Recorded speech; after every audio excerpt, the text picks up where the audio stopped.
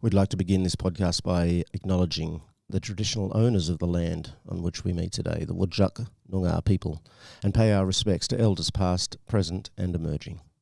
This episode of Talking Couch Potatoes is brought to you by Henry Houndwear, the brand that all the best dressed hounds are wearing. To find yours, go to henryhoundwear.com.au. We are back again, Mel. It's episode 43 of Talking Couch Potatoes. I thought I'd do a singing introduction. Oh, very nice. What do you think? 43. We're older than I am now. Ooh, Mel. Mel. I wish. That's in about 10 episodes. Yeah, just a little pup, mate. You're just a pup.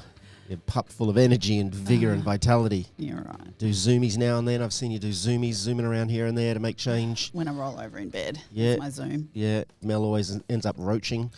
It's very weird to see, honestly. My dog Gina and I are next to each other. Yeah. But it's so funny because my cat, the ginger boy Hugo, he often roaches. Right. It's so damn He's a copycat. Yeah. He's copying. Yeah. Literally a copycat. Yeah. And the copy's Gina.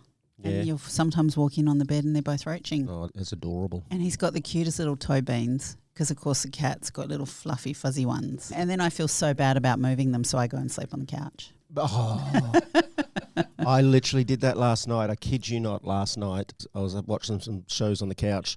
I walk in and Bo Boy is just so comfy next to Mama. I was like, time to get the blanket and jump back on the couch. Oh, Yeah, it's got to be done.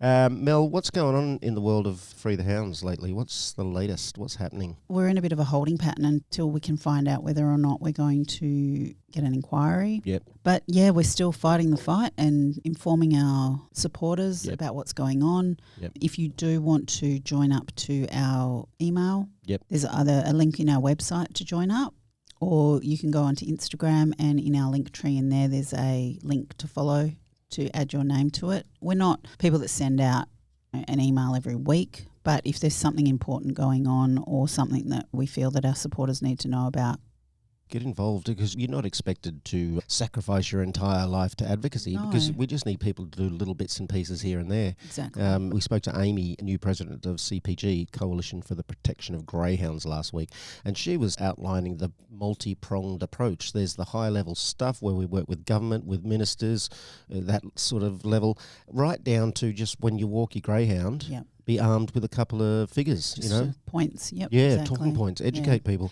And we also like to remind people that there is a vast difference, because a lot of people go, oh, activists. I'm not an activist. That's scary. Free the Hounds are advocates. Yeah. More so than activists. Yeah.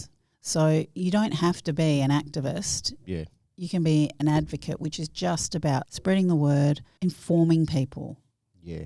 giving out information, giving another point of view or a different perspective. It Yeah. doesn't have to be about chaining yourself to a tree or Yeah. to even coming to protests if you're not comfortable doing that. But writing an email to your MP or talking to your friends about it is a massive help. Yeah. Turning up to a fair one day. Absolutely. You know, turning Yep. up to... Bringing your houndie along or yeah. just coming to say hi and have a chat to us, because speaking to our supporters, it really helps boost our drive, and that's the reason that we do it, is because we know we've got people out there that care about their dogs and want to end it along with us. Yeah, I can relate to that a lot. I've found that the sort of biggest thing is just to inform myself, to really dive into the information, educate myself, so that when I meet anyone, especially people on the fence, I'm armed with a whole bunch of info. Yeah. So even if that's the level you want to work at, just arming yourself with information, you could probably do that by listening to a wonderful podcast Yeah. that now has 43 episodes. Exactly. If you listen to every single one of those episodes, you'll know more about greyhounds, more about greyhound advocacy, more about statistics and information and the history and you name it. Yep, exactly. So if that's all you do, folks. Every little step helps. Yep. There is a big thing coming up though, isn't there, Mel? Yeah, it's our 10th birthday this year. Free the Hounds have been around for 10 years. We're not exactly certain what we're going to do yet. We're sort of leaning towards a silent disco. A silent disco. Yes. Okay. In a city pub. Okay. So I think it could be a lot of fun. Is that where you go and you have a dance but no one's playing any music and there's no DJ Well, or it's all anything? through your ears, the Right. headset that you wear. Okay. So you have lots of music and there will be a DJ Yep. that's playing the tunes. Yep, yep. But a little bit of the Nana theme, but we're going to do it early, sort of like late afternoon through to early evening, so we can all be in bed by 9 o'clock. Mel loves a good. Mel's idea of a good time is being in bed by at 9. an appropriate hour. Well, no, see, if I'm sober, then I can stay up till midnight working. Yeah, right. Day drunk, 9 o'clock it is. Hopeless, 9 o'clock, because then I won't have a hangover. Can I suggest a little trick for this then? If you're going to do a silent disco, what if you played completely different music in every single person's headphones? So one's dancing to some line dancing, the other one's dancing to hardcore, another one's dancing to reggae, and that'd be fun. I think there's different channels that you can tune because we do have quite a diverse age group. Yep. So yeah, you could be like listening to the 80s or listening to techno. Right. Cool. Yeah, I can't wait to see that. I would love it. Wouldn't it be nice if the 10th birthday celebration coincided with some kind of announcement for an inquiry? For the parliamentary inquiry. I know, wouldn't it be good? We'll celebrate. Yeah, well, that's all we can do is... Pause crossed. Yeah, and just hope that the Labor government will do the right thing, not only for the dogs, but for the economy of the state. It made a loss last year, greyhound racing did, and all racing did, but thoroughbred, harness and greyhound are all very vastly different. Yeah. Greyhound racing, as we know, sits within government. The WA Greyhound Racing Association does as well. Yeah. So for their own sake, have a look at what it's doing to the books. Make sure that it's worth it, and perhaps listen to some of the community about their concerns. Yeah, and it's such a reasonable approach, Mel. You've got your super activists, I guess, your sort of purists who'll just say, no, let's just shut everything down right now. You're not even taking such a radical position for the Hounds. No. The position you're taking is, let's have a good hard look at this. Yeah. Let's dive into, uncover, shine a light on what's really happening, and then we can make an informed decision. Yep. That's not unreasonable. I wouldn't think so. Yeah. And we're one of the few states that have never had an inquiry into it. Right. Mel, the other thing, we had a really successful tin shake not long ago, last Christmas, and it raised thousands of dollars. I thought it'd be nice to get a couple of $100, and it was thousands. Yep. And you're doing it again. I'm excited. Yeah, we're doing 2 this year. Yep. Because we are not holding as many events throughout the year, we've decided to make it 3 or 4 larger ones, being Nana Bingo, the tin shakes, and also the silent disco. Yep. Because we still have to have funds to be able to do the work that we do. Of course. And to be able to get all the information together and that we can show proof of what we find. So it takes time, and it takes some money. So, yeah, we have a tin shake in September. We'll let you know the date, and then we've also got one in December as well. But they'll be shorter than the whole sort of 4 or 6 hours that we spend. And the tin shake, do you have the little FPOS thingies? Square readers will have those as well. That's even better. Yeah. Just flash your card out for a minute. Yeah. $5 or $10 goes a long way. And for the pro racers out there who often say, oh, you're making money off the... Not a cent, not a brass razoo goes into anyone's pockets. No. It all goes back to greyhound advocacy and to covering the costs of what Free the Hounds do. Yeah, exactly. Yeah. Not one of us take home a wage. It's all done for love. Mel, I want to have a chat every now and then, every week if we can, just about some of the myths. One of my all-time favourite dopey dick arguments, I'm going to call it, it's a new term I've got for it, technical term could be a spurious argument, is that if we end greyhound racing, Mel, they're dead serious about this, greyhounds will no longer exist. Yep. So just before we dive into the bullshit of this on a micro scale, just in a broad scale, we know that greyhounds are, and I've fact-checked this, they're one of the top 3 oldest breeds ever. Yep. So they've been around, some sources say 500 to 2,000 years before Christ. And then we get up to the modern day and we start deciding to chuck them on the track and race them around so we can put a bet on them. Yep. And this mob think if we stop doing that now, they'll cease to exist. So the thousands and thousands of years before there was greyhound racing, blah, blah, blah, blah, means nothing. Yeah. They are the saviours of greyhounds. Exactly. If we don't keep whacking a bet on these fellas... They're gone. They're gone, mate. I know. It's just... How's that? And I find it very difficult because are people that dumb? Like I think do they think that we're that dumb? Because I don't know which to be more upset about. Can I meet you in the middle on that? I think they love this so much, love doing this. They're so invested in it that they get blinkers on. So they're so focused that they'll just convince themselves this is true. So that some of them are outright bullshitting, but some of them actually believe that this is true and don't want to hear. And the reason is because when the dogs have to come out of racing, they have to be desexed. Yeah. But that's an artifact of the industry. Once you take the industry away. Exactly. Like, do they think that That we wouldn't say, okay, in order to keep the breed going, we make sure that they don't all get desexed. And also, how do we have crossbreeds in the community now anyway? So there's dogs out there that aren't getting desexed before they leave the industry. But I remember, Mel, they might have a point, because I remember when they stopped using Labradors to hunt ducks. Oh, yeah. Remember how they went extinct? Yeah. And there's greyhounds bred for show over on the East Coast. So they're already being bred not for racing. Yeah. And you can buy those dogs and just have them as a pup, as we've got one in our community here. He's never raced. Yeah. He's never been anywhere near a kennel or anything. He's a pet greyhound. Yeah. Yeah, it's that crazy. was bought off a breeder on the East Coast. Yeah. So how do you... it makes no sense. So if you're listening... Sorry, you can probably hear the... I'm befuddled? It's like, I don't... Discombobulated. Get it. Yeah. Yeah, just to put a real fine point on it, the desexing rule is a part of the greyhound industry. Yeah. Once you take away the greyhound industry, there's no more need for the desexing rule, so they're not going to disappear, okay? Stop being a dopey dick. Exactly. All right, Mel, it is that time now. Our wonderful guest is here. Ash is with us, and Ash has played a really big role in supporting GAWA, which is Greyhound Adoptions WA, in terms of fostering greyhounds and also adopted greyhounds. That's right. Sadly, both Freckles and Horse doing zoomies at the moment somewhere over the Rainbow Bridge.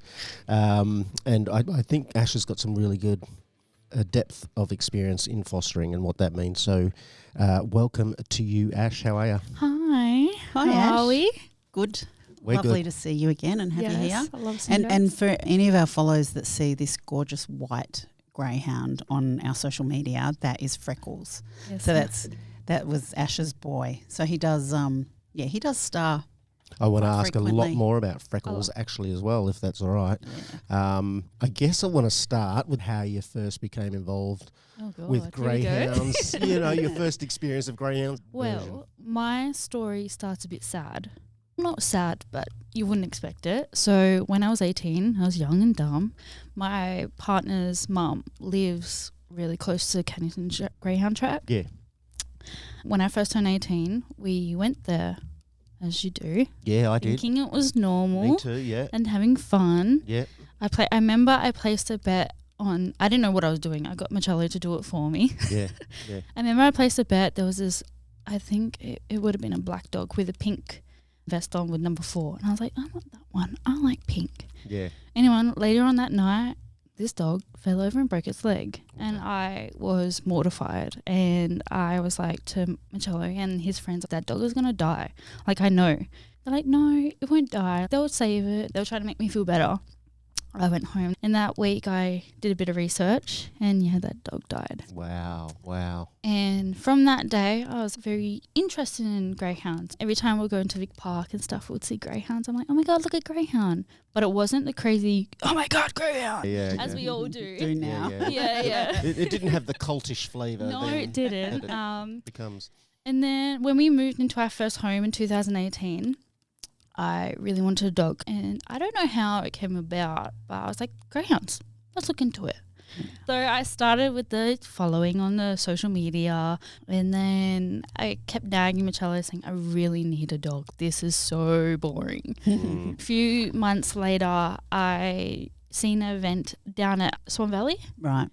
So I took Marcello down and a few friends down for a day out, and we had a few wines, and we went there just to get some information for Marcello to learn about these dogs, because I try to teach him that they don't need a lot of exercise. We Yep. just need to give them a couch and Yep. a walk every day, as we all know. And he's no, like they're Yeah. so energetic. You need to race them. You need to run them. Yeah.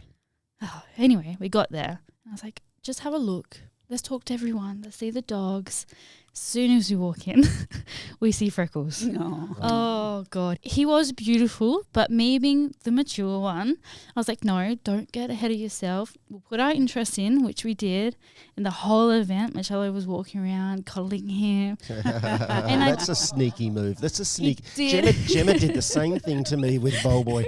We already had Bunny, and she said, I said, we haven't got room for another dog, Gem. There's no way. Small apartment. Yeah. Just have a look at him. just have a look at him. And then I looked in his face and you got to come home with us today. Yeah. He was like, oh, we can bring him home today. Like, we can fit in the car. We had a full car of friends. I was like, where are we going to put this dog? Oh, brilliant. And we went home. We were like nervous, excited, but being young, we went home and continued partying on. And then I got a phone call. I think it was from Janie at Gower. She called me asking about all of our criterias and our house and stuff. And she says, yep, you sound lovely. And I was like, oh, okay. Yep. And then I got a property check from one of our lovely volunteers. And they said, no, you can't get a dog because it's just sand and the fence level is this high. So you're going to have to fix your backyard. And I was like, once they left, I cried. I was like, oh my God, I'm never going to get a dog. I was like, well, what am I doing? But crazy me, I went home that weekend and landscaped my whole backyard. And I was like, lucky you're a landscaper. Yes, that too. And I was like, surely they'll say yes now. So I called them back up that Monday saying, can I please get another property check? And she came along and said, yep. Wonderful. And I was like, yes. Shit's getting real. Yeah, literally. So straight after work on Friday, I drove to the foster carers and picked him up. And I was so excited. I've never been so close to a greyhound in my car. Yeah. And I went around a corner and he fell over in my car. Oh. Legs up. I'm by myself. I'm an hour away from home. I'm calling Marcello going, what am I doing? What do I do? He said, no, just relax. Anyway, this lovely stranger helped me put him back up on his legs and he laid down thankfully the whole way home. And we got home and he just made himself at home. Brilliant. Settled in pretty quick. Freckles was a difficult dog to begin with. He was the light of my life. He was a good boy, but when we first adopted him, holy crap. Yeah, right. What was some of the stuff you had to deal with? What was it? Reactivity? What was the sort of difficulty? He had sleep startle. Yep. And at this stage, I didn't know what sleep startle was. Me either. I had the same with Bunny. It was so scary. Scares the shit out of you, doesn't it? Goddamn. Yeah. I was like to Michelle, I was like, we have to hand this dog back. What have we done? This is not what they were advertising. But Michelle talked some sense into me. I was like, no, dogs are forever. We can do this. We can work through it. And thank God I listened to him. Yeah. So, Freckles has sleep startle, which was really hard to overcome because I didn't know what it was. So we did a lot of training. Even till the day till he passed, we still did our basic training. Yeah.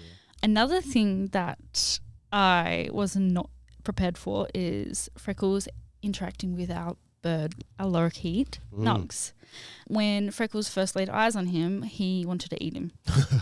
Yep, just typical dog wanted to eat him. I was like, wow, we have not thought this through.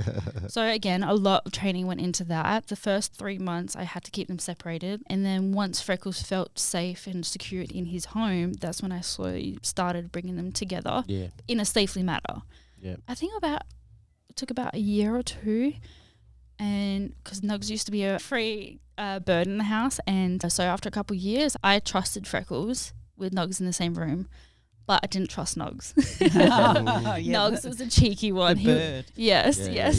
Yeah, so it took me a long time to train them together, but once I believed that they could live together, we lived pretty happily. Yeah, awesome. I think that really speaks to some of the difficulties in fostering. Yeah. How they are with their other animals can be challenging. But there's always like this amazing reward you get from greyhounds that I really don't think you can find elsewhere. No, the connection I had with Freckles, I don't think I'll get that connection anywhere else. And then the connection I had with Horse was something else I never had with Freckles. Yeah. Like, Freckles was my best friend. I loved him. But Horse, I believe he was my soul dog. Yeah. Like, he was something else. I can resonate with that 100%. Yeah. And you went on to Ash foster a number of greyhounds. And can I ask you a little bit about how fostering has impacted you and maybe speak to a little bit of the challenges that brings as well? Yep. So we started fostering a year after adopting Freckles because we wanted to get a second dog, as we all do. But after the first one, we realised that there was so many dogs out there that needed homes, so we kept bringing them in. And each dog had their own challenge or their own trauma. And with personal life as well, it does get a little bit harder. Not harder. It does get a bit difficult. Takes a toll, would you say? Yeah. At the end of the night, it's just, sometimes we lay there and go, what are we doing? Why are we doing this? But we shouldn't have to ask ourselves this. I think what your unique experience speaks to is the experience that Free the Hounds are trying to highlight in general about the mess and the work and the energy and the time that the community has to put in to this industry that pumps out greyhounds and requires people to step in and do so much fostering. And there's, I don't know how many at the moment, Mel, greyhounds waiting in WA alone to find a home. It's too many. So this personal impact that you're having speaks to the larger societal and community impact that this industry imposes upon the community to step in and look after these sort of rejected, abandoned, discarded creatures. Yeah, and I don't even think it necessarily needs to be dogs that have issues, because some of them don't. Some of them come out and they're great, but it is still going to impact on the day-to-day life of the general public, of the people that are taking them into their homes and helping them. Yeah. So it can be a great experience, but it can still be really fucking tiring. Exactly. And take everything out of you. It's no different to having a bunch of kids in the house. It's like having kids sometimes. It really is. But there's only so much that you can take. And I think this is something that the sport of racing doesn't take into account, and our government certainly doesn't take into account when they are looking at racing as a whole and what it does to our community and to society in general. Spot on. And they talk, the pro racers, they get a bit shitty with us when we say they're rescued, not retired. And they say, no, they're retired. Rescued. Where's their retirement fund then? If they're retired, where's the retirement fund that helps them have a lovely retirement? There's no fund. Exactly. The fund comes from people like you. So kudos and gratitude to you, Ash and Marcello, and people like you who put your sweat and blood and tears into fostering these greyhounds, and please keep doing it. Thank you. But let's also acknowledge that this does take a toll on people and on communities. Absolutely, yeah. And what was the hardest thing and what was the best thing about being a foster carer? The hardest thing for me mentally, where I had the mental capability to think that I could have every dog and no one else could do it as good as I could, and they all must come to me. The broken ones, the ones that have mental trauma, they must come to me. So I had this burden on my shoulder, and then one day a lovely friend said to me, "You can't do it all, Ash. That's why there's so many of us out there that are doing it together." So from that day, I have taken that on, and I would say I've taken a big step back, and I'm starting to believe in others where I should have early on. Mm-hmm. And the best part about fostering is when they go home to a lovely home, they're not as traumatized as what they used to be, and all your persistent training with them carries on, and they turn out to be a lovely, loved dog in a warm home. Yeah. It's lovely. And that's beautiful. Such an important point as well. As I say, working in the mental health field, you do start to feel this need to save. It does. You want to save, and you want to say, no, I know I can do this really well. So please. You got too much one time. Right? Yeah. Like I had 4 dogs in one house. What was I doing? Yeah. It was fun. It's not as hard as what everyone thinks it is. Oh, you have a small house. You don't have that much room. As we know, greyhounds don't take up that much room. They don't need a big backyard. But it was too much. Yeah. Mm-hmm. And I like the way that you acknowledged that maybe a turning point for you, and kudos again for taking a step back and giving yourself some space. One of the part you realised is that it takes a community of people to do this. A wonderful community. Yeah. And that community exists. You know, it exists with Gower. It exists with Free the Hounds. There is a community that you can turn to get the support you need to foster. Don't be afraid of fostering. I'm pretty sure you'd say that. Yeah, don't. It's the best thing I've ever done. I've met some wonderful friends and made some live friends. Yeah. And without them, I don't think I would have had a horse either. Yeah. Do you think a part of that feeling of you've got to help them all, or there's this real need to do it, like it's almost an obsession of I've got to do it. Is that because you feel like you can't see an end to it? Yeah. And because when you foster one and you're across a lot of emails and there's always call outs, and I know that when you're on social media and you're following, say, it doesn't matter what it is, what you follow, you tend to get saturated with everything to do with that. So I think it makes you feel even more aware of an issue. Yeah, it was a process, like knowing that there was no end, because I was a part of the emails and the social media. So I know the background of what happens, and I know how many dogs are out there. And me thinking that I had an empty home, there's 1 or 2 or 3 dogs without a home where I could keep going and keep going. But once Horse passed away, I had to take a massive step back because this just got so much to me. I just couldn't. It just got so sad for me where I just had to take a step back from my Gower role and take a step back from looking at Free the Hounds. And I actually, unfortunately, stopped listening to Free the Hounds podcast because... Oh, that's not that's now.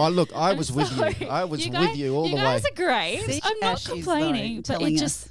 the information about it. Of course. Yeah, it's just too much. So I took some time to myself, and me and Marcello, we went away and visited some family. We visited some people that we don't really get to see, and the feeling coming from that was amazing. And that's when I turned around going, I need to do this more. And then recently I've just texted Tony from Gower if I could start fostering again because I'm starting to feel lonely.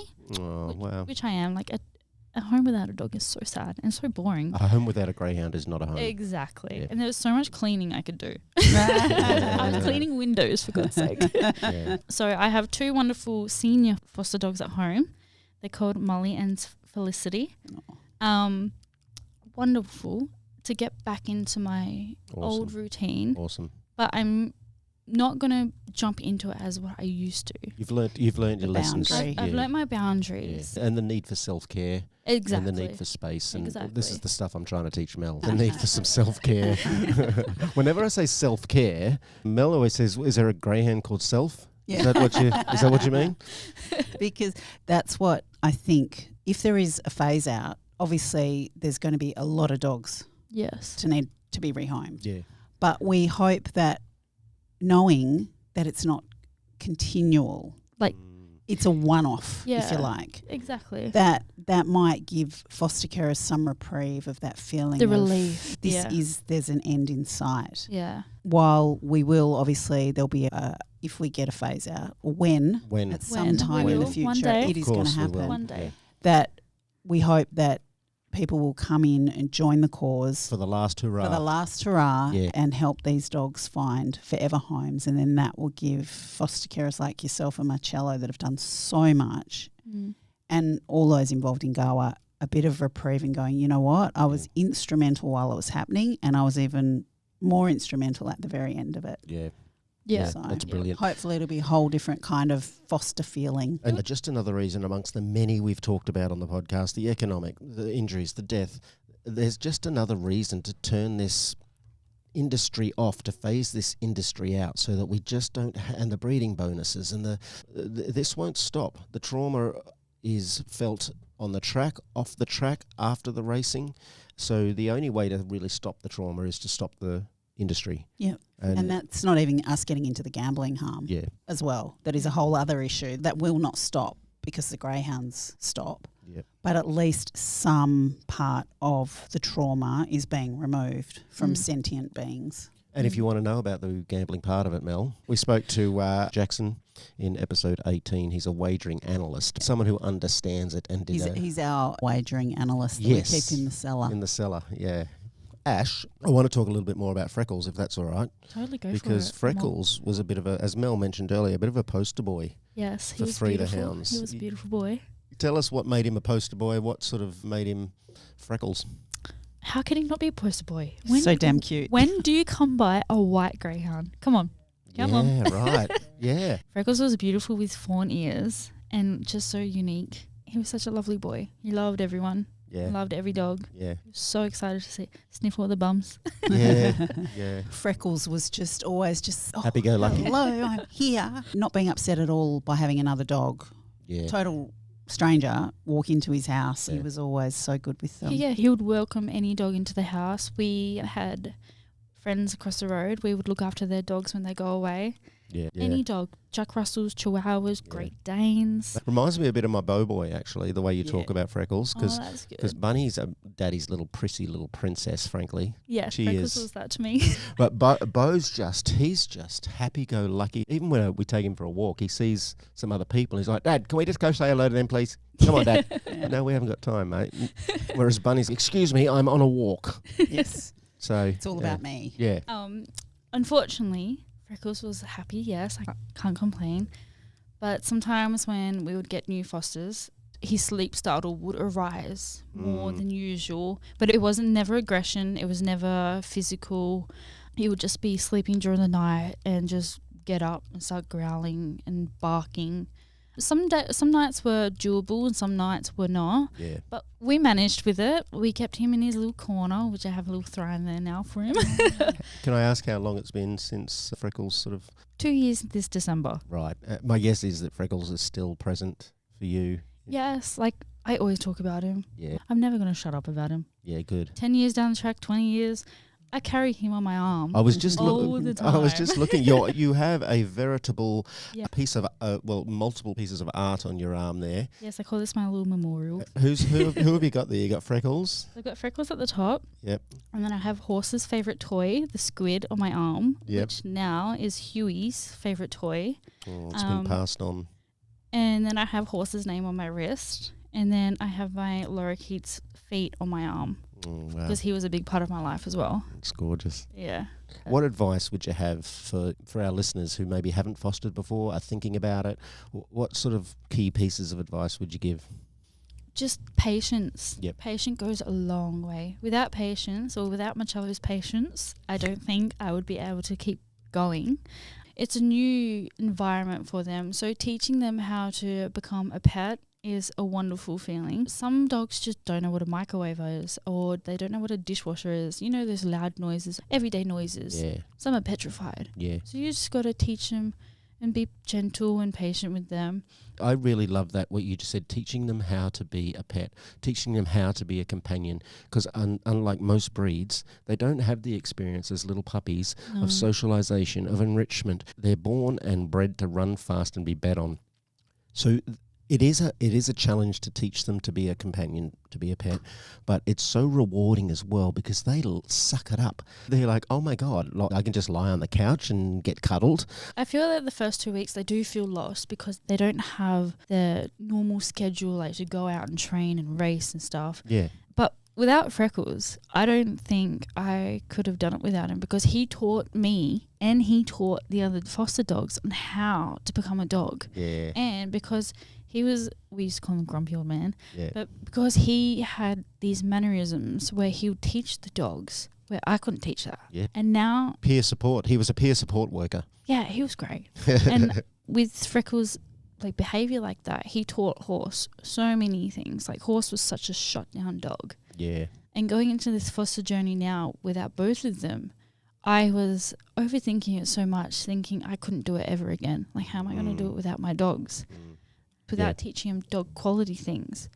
It's going to be difficult, but it's a new journey for myself and the dogs. Yeah. You mentioned Horse there, Ash, and we've given Freckles a lot of airtime, and Freckles is a poster boy, and he might be a bit of a glory boy, but what about Horse? So Horse was one of a kind. I got a phone call from one of Gower's volunteers. They were like, we have this dog that bit a kid. Can you help us? Because we need to get this dog out ASAP. And the lady, before she got him out the car, she was like, he doesn't like people. He doesn't like strangers. So just be slow. I'm like, okay, all right. He came out and, oh, my God. His eyes were, like, massive. Like, he obviously went through some traumatic experiences in the morning. And I went on my knees and he came straight for a hug. And I was like, oh my gosh, I'm the chosen one. He just needed his human. That's all. He hadn't met his human yet. Exactly. Yeah. So Horse was a very shut down boy. He was anxious of new people. Kids, especially kids, didn't like loud noises. So with Nugs being in the house, it was very difficult to manage, but I got there at the end. Yeah. And he quickly made a beautiful bond with me like I've never had before. So he had to trust me in a way that he's never trusted a human before. Yeah. Yeah. And It was wonderful. Oh, wow. So I remember our first foster event, we could not walk into the door. He was petrified of the floor, of the people, of just the sliding doors. It took about half an hour to get into the door. We stood there for about 10 minutes. He was panicking, but to get that exposure out, I had to start somewhere. Yeah. And about a couple months in, we could walk through those sliding doors without an issue. I'm here. My name is Horse. Yes. Well, welcome. And quickly, a lot of people loved him, but I didn't do anything dramatic to change his behaviour. I was just there for him. Consistent. I was consistent, and so I believe he was homed in the wrong house. You know, the loud house in the right. family. It was just too much for him. Unfortunately, Horse had to go through that traumatic household to find us, and luckily we were a suitable home for him. Yeah. But Horse's journey didn't end in an adoption. Unfortunately, Horse got diagnosed with cancer a few weeks before Freckles died, and the procedure would have been too dangerous and costly for Gower. So I suggested for Gower that we just take every day as it is. Yeah. And that's exactly what we did. Give him some beautiful final sort of days and weeks. And yeah, that's beautiful. I also lent on this as well because he was just so traumatized from the vets. So I didn't want to take him to the vet each week for a chemo. Yeah. So we took each week as it is, and we had 7 beautiful months with him. Oh, wow. Yeah. Wow. Well done, and thank you for being here and telling us these stories today. Thank you for, I get a sense, Ash, that you extended yourself to the limits of what you could handle in order to support and love and provide a place for these beautiful creatures. And we need more people like you and Marcello in this world. I'm really happy to hear that you're back in the saddle. Thank you. Thank you, Ash, so much for your time. Thank you for having me. Yeah, thanks so much. And I just want to say that Free the Hounds doesn't just come from an animal perspective when it comes to any racing. It's for people like you and other people that put so much of their life on hold to help these dogs that we fight to end it for. It's not just about animal welfare. What a lovely, beautiful episode. I know. Mel. It's just to get that sort of human part of the story, how it impacts individual people and communities. Yeah. It's so important to know that aspect of it. 100%. Because this is just what people don't think about. Yeah. And bigger picture. If you've been listening, I hope what you took out of that was that fostering greyhounds is challenging at times, but it is the most rewarding experience you could possibly have. You get to change the trajectory of one of these beautiful creatures' life and teach them what love means, what companionship means. That's a privilege and an honour in a sense. It really is. So jump in there. If you haven't fostered, if you haven't adopted, get down. And all you got to do is look at them. Just have a good look in their face and you're screwed, mate. I've been screwed twice. Like a dinner. So thank you everyone for listening. Please listen in again. Big thank you obviously to our sponsor Henry Houndwear. What all the best dressed hounds are wearing. Bunny Bo owns quite a few of their outfits. They're stunning, fabulous, frankly. So thanks, Henry Houndwear. Get in touch if you want to sponsor us. Again, we do need some support financially to keep the podcast going, to keep Free the Hounds going. So send us an email if you like, if you want to be a sponsor.